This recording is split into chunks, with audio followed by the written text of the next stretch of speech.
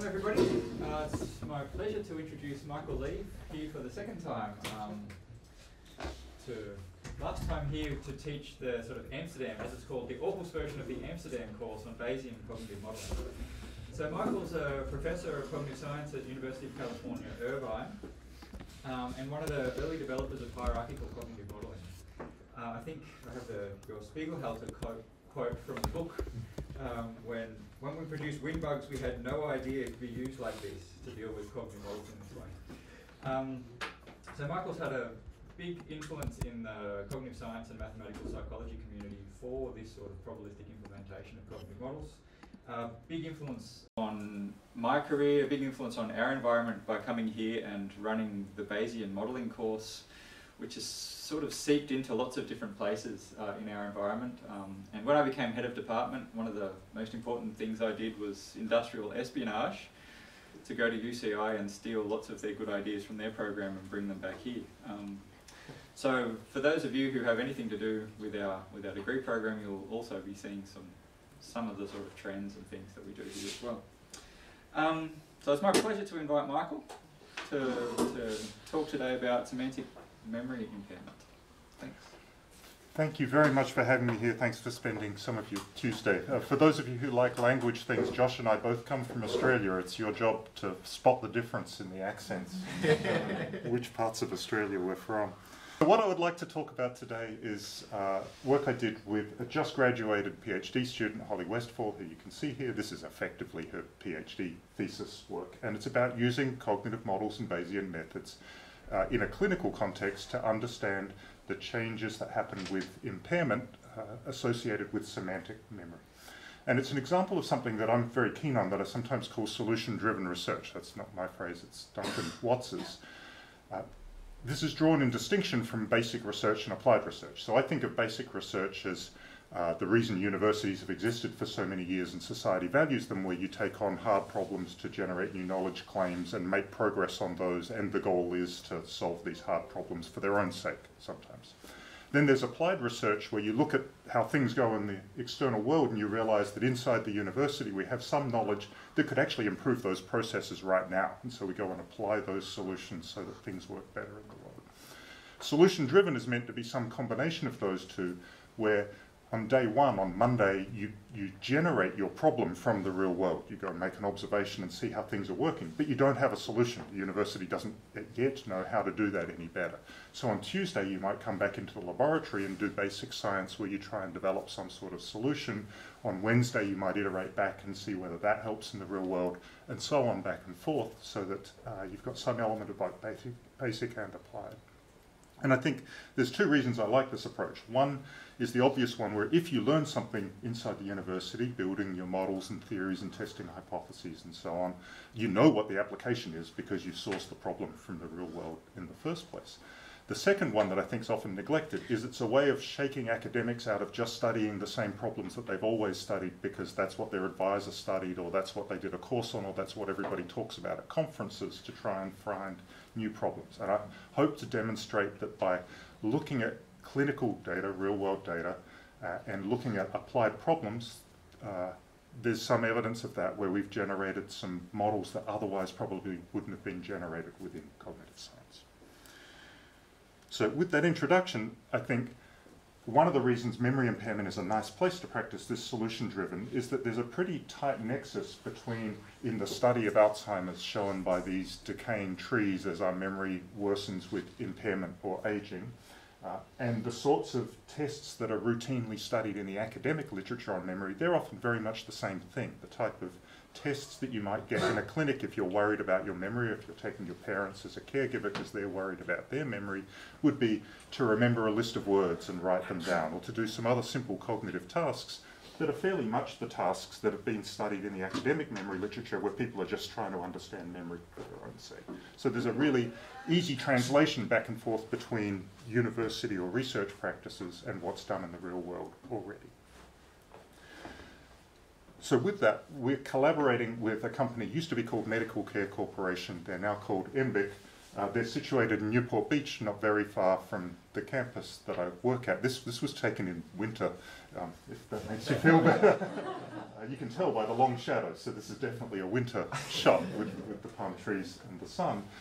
Newport Beach is the sort of area that has lots of wealthy retirees on their yachts who care a lot about their memory going and are engaged in clinical care and clinical practice to look for Alzheimer's disease and related disorders or other forms of cognitive impairment. So we have a large corpus of patients doing what are called Mild Cognitive Impairment Screen assessments, about 3,000 or so unique patients, 14,000 assessments. And these patients are independently, as part of their clinical treatment, the clinician classifies them in what's called the functional assessment staging tool into one of 6 fast stages, functional assessment staging tool. And this is an independent measure, independent of the memory tests measure of whether the impairment of their memory is affecting their ability to function in the world. So stages 1 and 2 don't have any sort of objective cognitive impairment. The difference between the two is in stage 2 you subjectively feel as if something's starting to go wrong, and some of us can relate to that, but there's no objective impairment. In stage 3 you have some sort of mild cognitive impairment, and that would be reflected functionally by no longer being able to do the most difficult cognitive tasks, maybe financial planning or your tax returns or the things that are difficult, you no longer do so well at those. As you work down through the various dementia stages, you're now failing to bathe appropriately or dressing inappropriately or things that have higher functional consequences on your ability to operate in the world. So these are determined independently by interviews with the patient and their caregiver and diaries and so on. But we also have the cognitive assessments. So we're interested in understanding how memory is changing in terms of how it's affecting people's ability to function in the world. A lot of memory assessments are of what you would call episodic memory, so a list of words and try and remember them. We were interested, and I think that's fine, but we were interested in studying semantic memory rather than episodic memory. So memory for meaning rather than memory for events, because we think that's just important. And in fact, in some ways, what your memory is for is to provide a meaningful representational scaffolding or framework by which you can understand and interpret the world. That if something applies to this thing, it applies to something similar with very high probability, for example. So in this mild cognitive impairment screen assessment tool that the patients routinely do, there's one task that really deals with semantic memory more than the others, and it's called the triadic comparison task.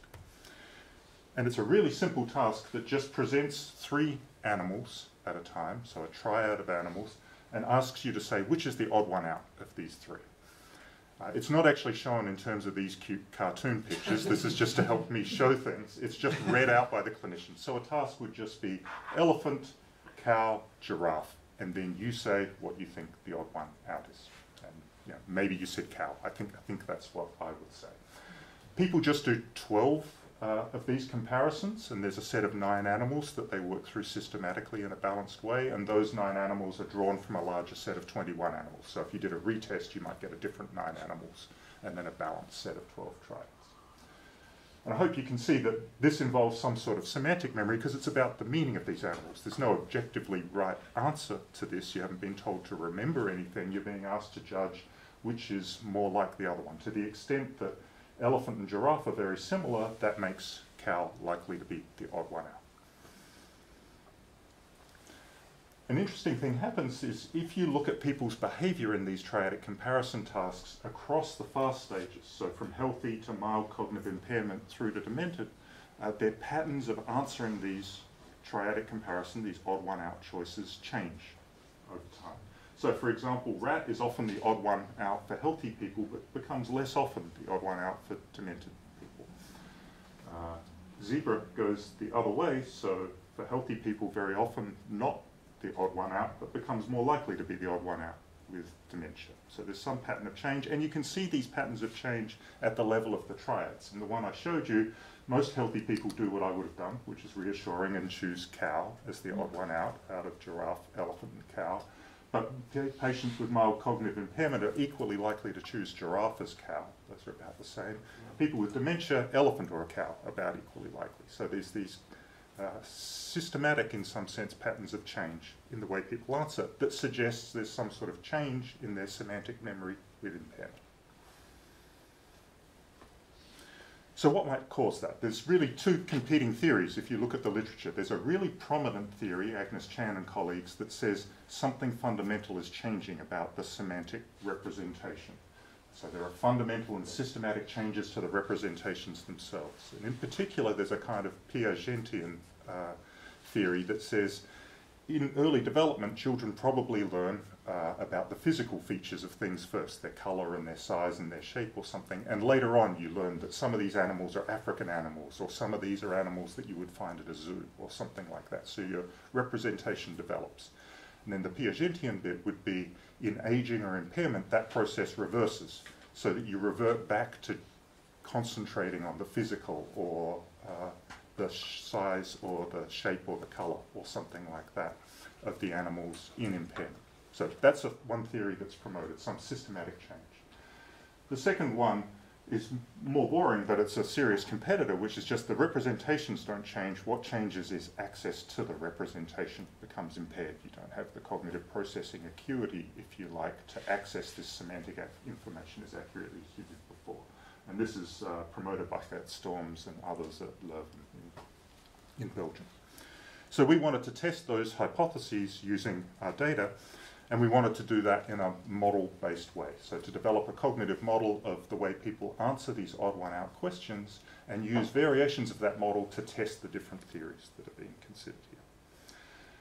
So here's how we did that. We thought that one reasonable assumption is that people represent the animals in terms of a set of features. So you can see just a few features here, whether it's fat, whether it's a draft animal, whether it has spots, fur, whether it's an African animal, whether you would find it in a zoo. There would be many more features than this.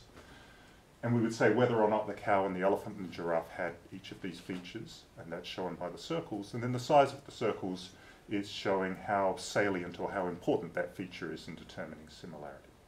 And then the idea would be that animals are similar to the extent that they have common features that are salient features. So the more features you have in common, the more similar you get. So if you look at this example, elephant and giraffe have quite a lot in common. They have African and zoo in common, for example. And those are reasonably important features. So they would become quite similar, and that would suggest you're going to choose cow as the odd one out. And maybe this is for a healthy person. If that first theory, the Agnes Chan restructured representation theory, is right, the story would go something like what's shown in the arrow, where now there's only a subset of features available. So the African and zoo ones have been lost, and there's just these 4 features still available for people with impairment. And that changes things because now spot and fur have become important features, and the cow and the giraffe are quite similar to each other, and now the elephant becomes the odd one out in caricature. So that's restructured representation. Another possibility consistent with the way Agnes Chan talks about things is that the features aren't lost so explicitly, but the attention you give to them changes. So it's not that you can't remember African and zoo anymore, you're just focusing more on the physical features, like whether it's fat or whether it has spots or fur.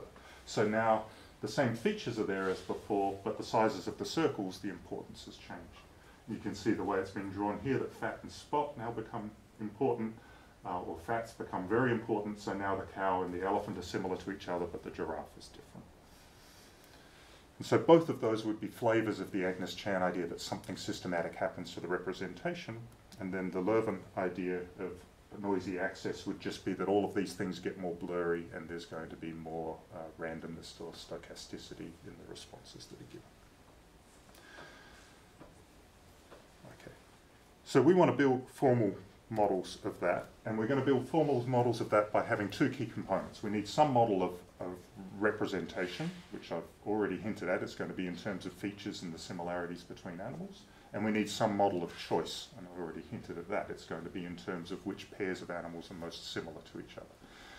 This formalizes that in terms of classic theories of cognitive modeling really coming from mathematical psychology. So this first one is one that would give you response probabilities if you knew the similarity of all pairs of animals. So SBC is the similarity between B and C, so say the similarity between the giraffe and the elephant or something like that. So you're more likely to choose cow as the similarity between giraffe and elephant gets stronger. It's basically just a normalized response probability to do with the similarities. And this is really a version of the loose choice rule, which is central to all sorts of theories of decision making in psychology. Where do you get those similarities from? Well, I've hinted at this in terms of features, so those are the Fs saying whether or not the animal has that feature, and the weight that you're giving to those features, the size of the circles in the previous plot, and so those are the Ws. So here are the two basic elements, one of representation and one of choice, that we're going to manipulate to instantiate the representational restructuring, attention change, and noisy access ideas. Before we do that, we need to have a longer list of features than the 6 caricatured ones that I showed you before. We did that by using work from Simone de Dana and colleagues, again based at Leuven, just by accident really, with something they call the Natural Language Concept Database, where they had participants write down every feature they could think of for all of these animals, and then a whole lot of norming and consolidation and cleaning up the database went on until they have a very large set of potential features, a very large set of animals, and some normative database of whether or not that animal has that feature. So this provides us with a list of candidate features that apply to our animals. So let's adapt those basic representational and choice rules to, first of all, the representational restructuring hypothesis. So now the idea would be when you're calculating the similarity between two animals, it might be that you don't use all of those features in the Leuven database. I think there's 128 of them or something like that. And the idea would be you're only using a subset of those, and that subset might change depending upon your fast stage T, so that you're using different sets of features depending upon your level of impairment.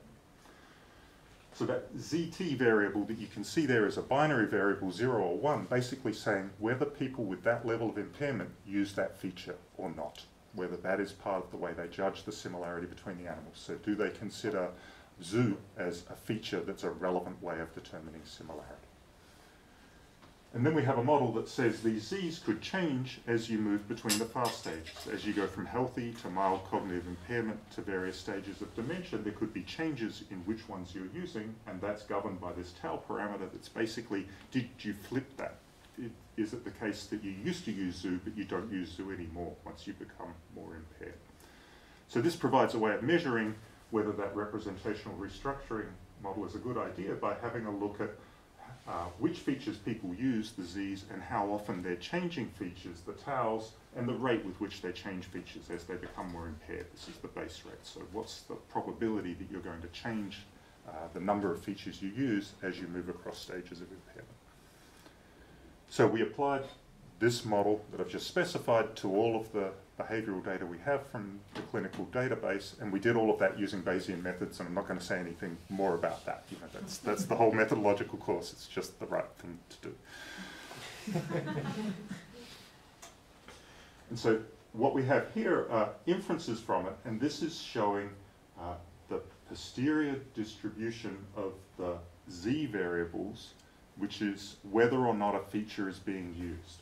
So you can see there's a whole lot of them where we're very confident that the feature is not being used. 60-something features out of the 128 in the database are not being used by healthy people. There's a few where we're not sure, but very few where we're not sure. There's about 60-something not being used and about 40-something that are being used. And we're pretty confident that we can divide the features into these are the ones they're not using and these are the ones they are using to explain their choice behavior through the task. And then exactly the same analysis for all of the other stages.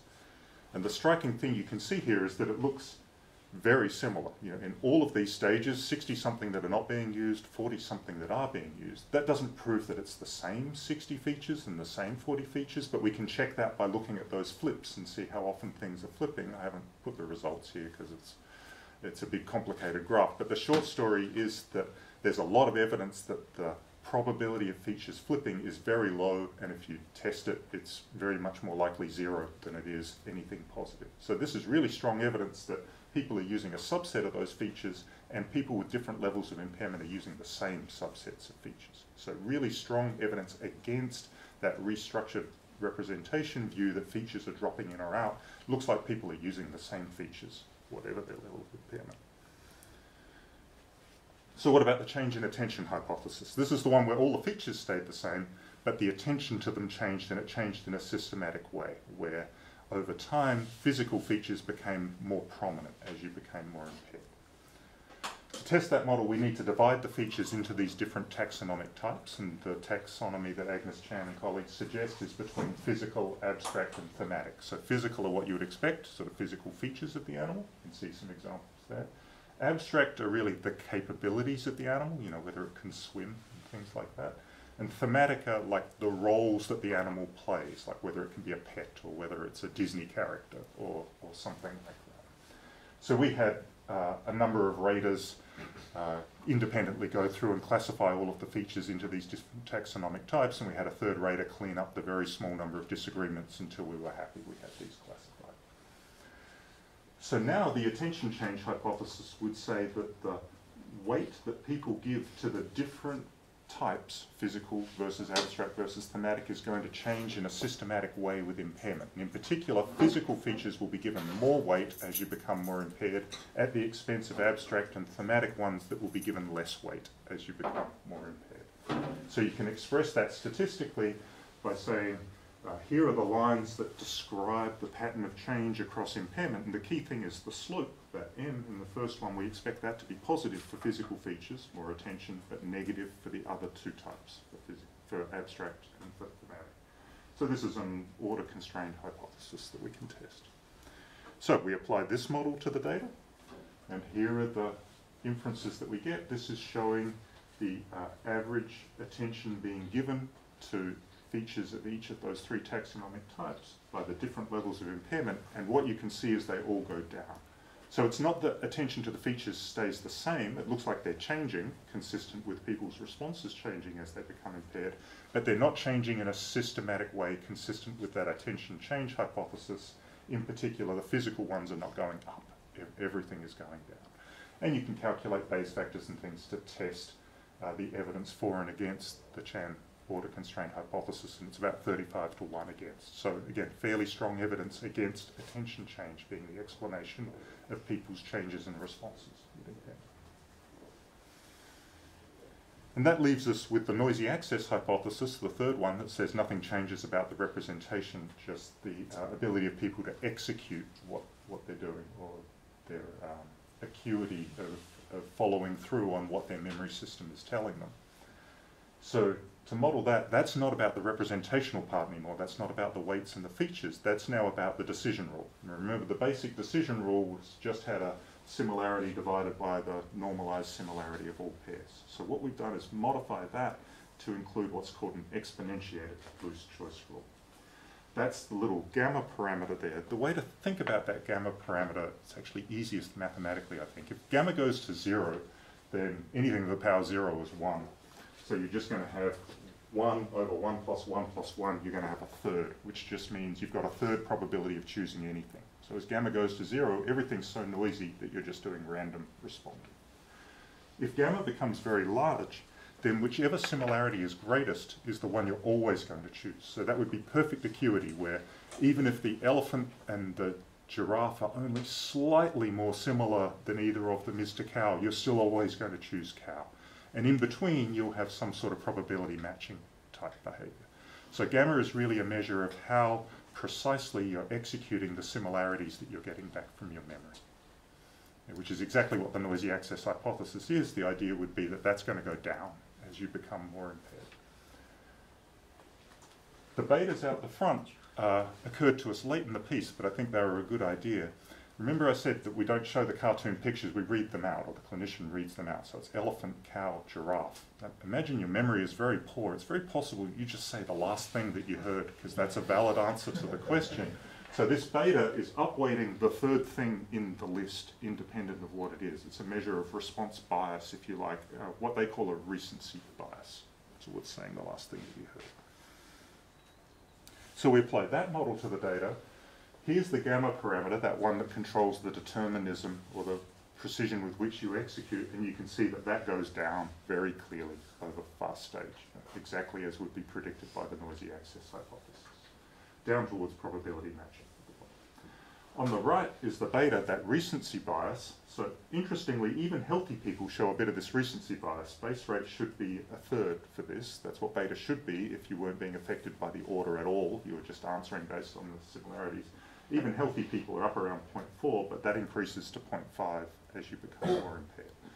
So this looks right. This looks like a model that's providing an explanation of the data consistent with the guiding theory, which is the similarities that the memory system is sending to people are being used less accurately, less deterministically, and with a compensating increase in a response bias just to answer the question because your memory isn't telling you everything you want to know to answer the question well. So we think, at least in these data, out of those three theories, it doesn't look like the representational features are changing. It doesn't look like the attention to those features is changing in a specific systematic way that upweights the physical features. But it does look as if the consistent representational information is being used less accurately with compensating response strategies by people with greater impairment. I think I just said all of that. This is a really good spot to stop and ask if there are any questions. Yeah. Super interesting. I've got one question. Do you have any idea over changes of responses within participant, like within a session?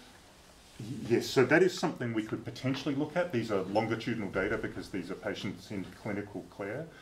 Within the same session, because I would expect if you give elephant, giraffe, cow, I would potentially choose elephant because it's a trunk and stuff. But then later on I get a choice that is between cow, cockerel and fish. Oh, and I see. I realize that, oh no, there's an abstraction I could use. And then I start modifying my answers in a bit more abstract. Oh, that's very interesting. So I have never thought of that. I was about to tell you we can't study that because we just get 12 trials and the longitudinal data are really unbalanced, where some patients have done 400 visits and other patients do one. But that wasn't your question. Your question was a within-trial sequential effect where the representations are not stationary. You're forming a context by which you're going to answer these questions. Cognitive impairment is also abstraction of yes, thinking is yes. impaired. So if you then drop them, yes. oh, that's an option. Yes. They might access those. Which way would you make the prediction though? So I think I could argue this both ways. One is people with greater impairment are going to be less able to form the abstraction and so less able to adapt as they run. But you could also imagine that healthy people are desperate to be consistent because there's no right or wrong answer, and so actually they're the ones who'll show less change. I don't know.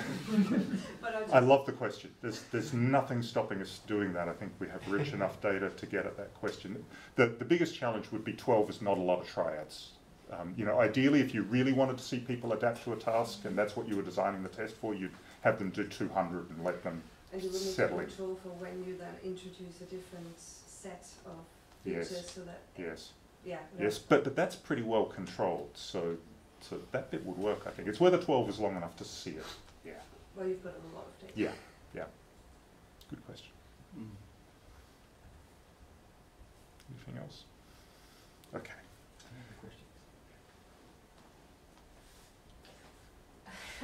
Just my imagination is going wild with this conversation. If you were interested in testing that, could be that you provide feedback to the answers. So the healthy controls, or maybe not feedback. What feedback would we provide? There's no correct answer. Yeah, if there is no right answer. I don't know. Yeah. Maybe and also, we can't interfere with the clinical test. This comes to it as is, and we have no ability to manipulate the experiment. Yeah. But yeah, I was just thinking maybe there is an issue with actually processing correctly with acuity, then even if you get feedback, that will not be overcome with feedback, where the healthy patient would be able to benefit. If this was a task that had ground truths, I think you would be onto something. Okay. Let me finish up the second. Oh, sorry. Yes?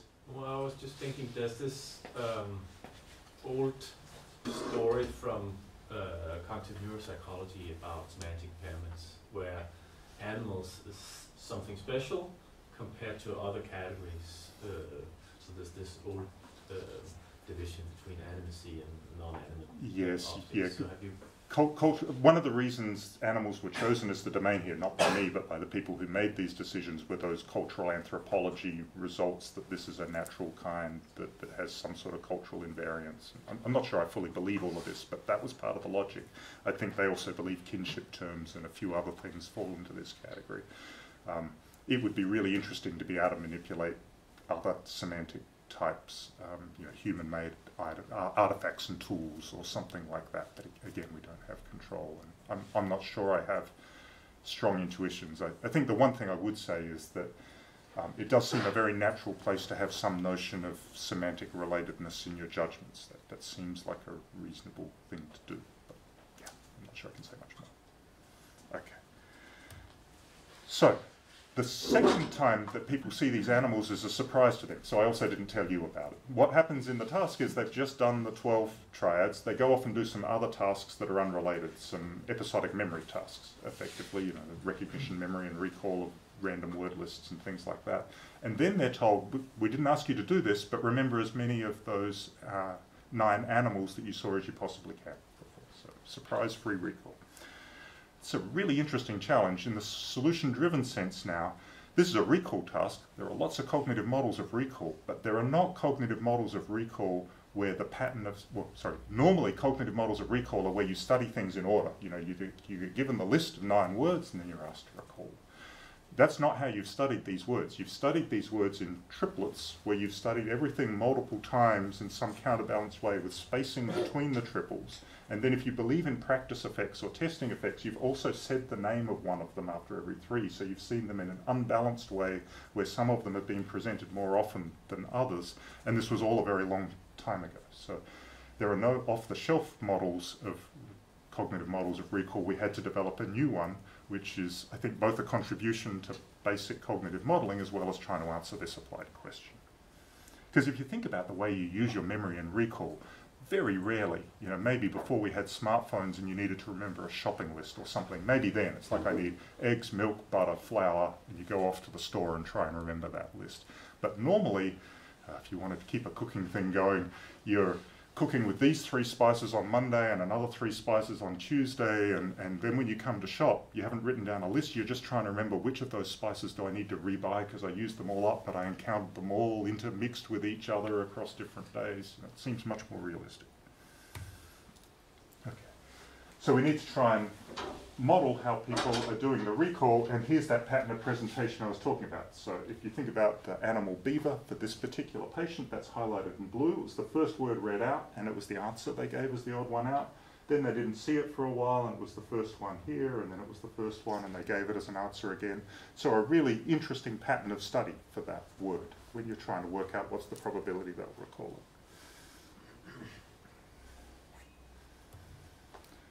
There are some patterns in here. This is actually slightly the wrong graph. Please just look at the solid lines. So we're interested in what regularities are there in recall. So this is the probability that an animal is going to be recalled as a function of when you first saw it. How there are primacy and recency effects in recall with the standard results. What do they look like here? So if you first saw an animal as a healthy person in the first triad, like beaver was just a moment ago, this is your probability of recall. You can see that probability doesn't really change depending upon whether your first encounter was early or late among the triads. You can't see it after triad 9 because by then the balance design has forced you to see it. Lower probability for cognitive impaired people, so people in fast stage 3 and people in fast stages 4, 5, 6, lower again, that's what we'd expect. But notice that all of these curves look flat. Doesn't look like there's a primacy effect. That's what you usually find in a surprise-free recall because you were never told that you were going to have to recall these, so you weren't concentrating on trying to remember them. I have to tell you what the dotted lines, because they're there. In a moment, we're going to build a model that has to describe these patterns that we're seeing. The model is the dotted lines. So the model is, surprise, surprise, going to be successful when we get to the end. Because otherwise I wouldn't be standing here. The middle panel shows the last triad. So this is recency. If it was last seen as the very last triad that you did, does that make it more likely that you will recall it? And you can see there's a little bit of that. Those lines maybe go up a little bit, and you can do Bayes factor type things to suggest that there's just a slight slope there. It's not super strong. What is strong is the number of study encounters. So that's the idea that if, like beaver, it was an animal that you called as the odd one out multiple times, so you presented it to yourself again by using it as an answer, that seems to increase the probability that you're going to recall that animal. So you always see an animal 4 times because it's presented by the clinician 4 times as part of the test design. But if you answered all 4 times that it was the odd one out, you would have got up to 8 as the maximum number of times you could have encountered it, and you have a much higher probability for all 3 people. So any model we come up with doesn't need to worry too much about primacy, has to have some capability for recency, and needs to be very sensitive to testing effects if it's going to be successful. And the model we used is one that actually memory people I'm not a memory person, memory people don't like in the cognitive modeling thing. They object to this, but I think they're actually kind of wrong about that. It's something called the simple model, which stands for Scale Invariant Memory Perception Learning Model. Even the authors of this model don't continue to use this model. I think we're the last people standing who use this model, but I think it has nice ideas. The basic idea is that every time you encounter something, it like tags, just like I was showing, on a timeline, but that timeline gets compressed and gets logarithmically compressed. So you think of it like this. This is the last thing that we encountered, you know, the last slide that I presented or the last word that I said. And this is the second last one and the third last one. And back way in the distance, they're all getting very compressed together and hard to tell apart and hard to access with any sort of acuity. And I think there are good reasons for this logarithmic compression in all sorts of studies of memory. It's what motivated the simple model. You know, if you're asked to write down all the things you did this morning, the pattern with which you write them down is pretty much the same as if I asked you all the things you did this year. You just adapt the scale at which you're looking at the memory, and those patterns stay constant, and that's achieved by this sort of logarithmic compression. Anyway, that's the idea. So it means that what was in real time, you know, temporally, if we had a stopwatch recording the experiment, looks like this, is represented in the model like this. It goes through this compression where it's easier to access the more recent things, and things in the far distance are getting blurry. And I hope you can see that that's immediately going to give you some sort of recency effect because it's easier to get at the things that are more recent. It's also going to give you the study encounter or the testing effects because there's just more opportunities to access the thing that is more often in this trace. Primacy, not so much. So it has all of the right sort of properties. Okay, so we go through that logarithmic compression, and then the idea is when it comes for the surprise recall, people are trying to probe their memory by thinking about all of those encounters I got, and they're systematically like, what did I hear, what did they read out in the first one, and the second one, and the third one, what did they read out in that middle triad, what did I answer, and they're trying to access that, and they can do it with some level of acuity shown by these generalization gradients. So you are aiming at whatever was the peak here, but you might get anything inside the temporal generalization gradient. That's controlled by a parameter lambda that really is the acuity with which you can access your memory, the precision with which you can access your memory. So this person can do it very precisely, and this person is much blurrier. They might be aiming at this, but they're going to get a different word, different animal in the triad. Because these are semantic words, there's a lot of literature on how people recall things semantically, with semantic structure when they recall. That they'll do giraffe, they'll do, let's say, gorilla and chimpanzee and monkey all in a row, as if the semantics were important in their free recall. So simple allows not just this temporal dimension, the episodic dimension, it allows a semantic dimension. So we also use the similarities between the animals, which are just roughly represented here. So some animals are more similar than others, forming these sorts of semantic clusters. So both of those go into inputs in the simple model that we built, and we have some weight between them. In other words, when you're probing your memory and you're trying to aim at, say, what did the clinician say on as the first animal of the fourth triad, you're trying to access it here temporally in terms of the timeline of what you encountered, and that will depend upon the acuity of memory. But you might also be driven by animals that are similar, semantically similar to the one that was presented then. You know, it might be that it was gorilla, but you remember it as being chimpanzee because of the similarity. And then we have some weight that controls how much the temporal and the semantic influence in the recall. So if this omega is big, it's all about the order of presentation, but if omega is small, it's all about the semantic similarities of the animals. And then there's a whole lot of math to make it work, so don't worry about the math. Here's roughly what's going on. You need a few more mechanics. The interesting stuff is the temporal acuity. The interesting stuff is the temporal acuity and the balance between temporal and semantic. That's what we care about. But just to map it out to be a generative model of behavior so that we can apply cognitive modeling and Bayesian methods now. The idea is, yeah. Is there some kind of semantic acuity or something like that? So I guess the semantic acuity is, per the first results, the idea is that that's kind of fixed, because we say the representations aren't changing. You could add one here a bit like the gamma, but we thought of that as being part of the choice rule rather than the representation itself, which is why we didn't do it. I think you could debate that. Effectively, the choice rule is the bit that I'm going to tell you. You know, we now need a choice rule to operate on this. And the choice rule is such that when you're searching for something, one of these traces is going to have some probability that jumps back at you, but that doesn't mean that's definitely going to be the trace at a high enough level that you recall it. It's going to have to be above some sort of noisy threshold before you decide my memory is strong enough that I'm going to say that word out loud, you know, that I'm going to remember that thing. So there's a threshold. And then you have to do some calculations to say, well, did this last one, for example, ever get recalled by any of the probes? So you have to calculate out of all the attempts to retrieve it, what's the probability you got it back at least once? And then what you really care about is, did they recall the word beaver? So it has to be, of all the traces that were the word beaver in this list, did they ever get one of those back? And that now finally gives you the probability that you will remember the word beaver as a part of all of this memory probing that you did. And that's what all of that says. So when you apply that model, you've already seen this before. This works. So in terms of describing the data. So this is just a basic test that model that I just described is more or less, this would be the bit that worries me the most, but more or less descriptively adequate, which is not a strong test of a model, but a basic test to say there's some reason to believe in the parameter values that we get as inferences. So here are the parameter values we get as inferences. Here's that temporal distinctiveness. That's the acuity, the generalization gradient over the timeline, so how precisely you can access the temporal sequence that you studied the words in. And here's the temporal weight. So this is where you're giving all of the emphasis to temporal information and all the emphasis to semantic information. And this is showing the joint posterior distribution over the average for the three groups, the healthy, the mild cognitively impaired, and the people with dementia. And you can see that these are systematically changing. There's a fair bit of uncertainty in all of this because you've only got 12 triads and you've only got 9 animals that you're trying to recall.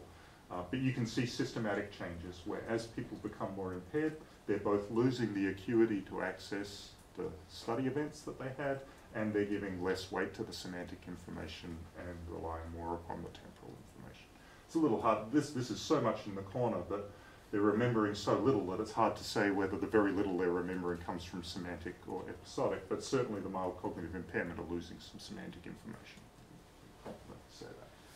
The other graphs are just showing information about that noisy threshold that's inferred here, and it looks like people need to be pretty confident that this is a very high signal before they say anything, and another measure of descriptive adequacy that looks good. So this is the key result coming out of that model, is an ability to measure. And we have it both at the group level, but we will also have a measure of an individual's access to acuity and emphasis on semantic information. Okay, and then I wanted to finish by talking about where we'd go next if we have more time. We got a little look at this in a conference paper. I wish Holly had had another year or two so that we could have finished this off, because actually, if you wanted me to bet on where the biggest signal of impairment is in these memory tests, it's not in the two things I've shown you that we modeled, but in this one. So the model I just showed you was a model of whether or not they recalled the word beaver. But now we're going to look at the order in which they produce recall, consistent with that gorilla, chimpanzee, ape possible pattern that you might see with semantic recall. So now the animals have been arranged roughly semantically in a circle, roughly done so that similar animals are near each other on the circumference of this circle. And the arrows show the probability that if you just recalled gorilla, this is the probability that monkey is the next word that you recall. And the thicker the arrow, the more often that thing happens. So here's one of lion went to beaver, launching across. But for the most part, it's all around the edge with the big thick arrows. They're going between semantically similar animals. Sometimes asymmetrically, so gorilla goes to monkey more than monkey goes to gorilla, which is interesting, but around the edge of the circle. And this is for healthy people. So the natural question is what happens with people with mild cognitive impairment or dementia, and that's what happens. So this still looks pretty similar, maybe not as strong. You can see the complete breakdown of the semantic pattern shown by the order of recall in dementia, and this is why I suspect that that might be, if you want to use these pencil and paper, very easy screening tests to try and get some indication of cognitive impairment, that might be the right place to look.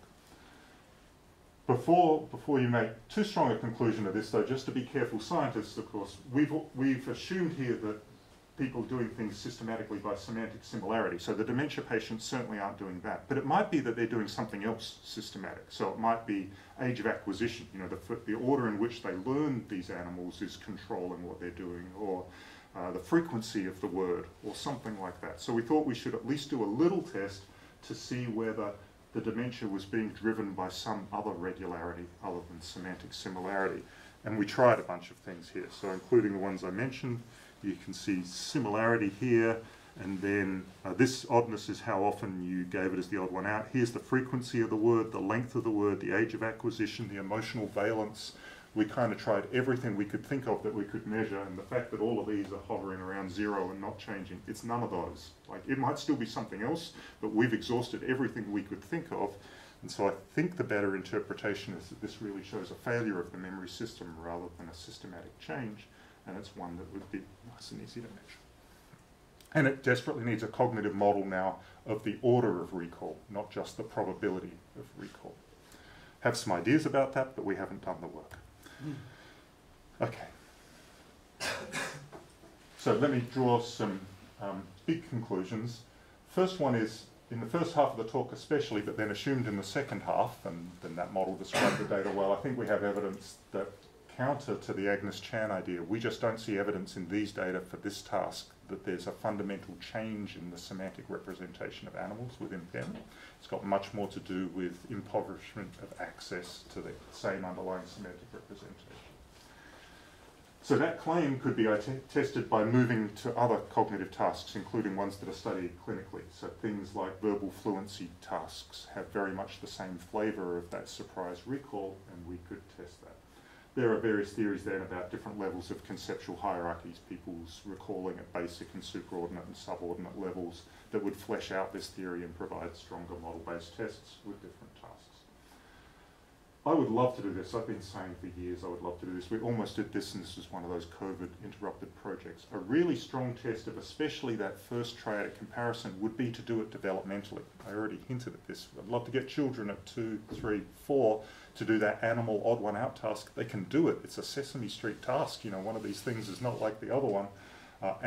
And really, things should change then. The representational restructuring model should win at that point. We've already pre-registered. It should be the African and Zoo come online at ages 4, 5, 6, or whenever they come online. That would be a really strong test, and I would love to do it. And the final point, coming back to the solution-driven influencing not just theory inside universities, but applied practice. If you're a clinician now, these models provide various sorts of parameters that have very specific psychological meaning, like the recency bias that somebody has just to choose the last thing, or the determinism with which they're using their memory signal in the odd one out, or the acuity with which they're accessing the temporal part of their memory, or the weight that they're giving temporal versus semantic information when they think about recall. And all of these exist at the individual as well as the level of clinical groups, as measurements that are not just test measurements of number correct or something like that, but model-based psychological measurements that you get through having these cognitive processing models accounted for the task behaviour. Okay, so none of this would have been possible without Holly doing all of this work and the people at MBEC who do all of this clinical practice and medical informatics. And I got a lot of help from my lab and my sponsors. I really appreciate you listening to all of that, and I'd love to hear any further questions. Thank you.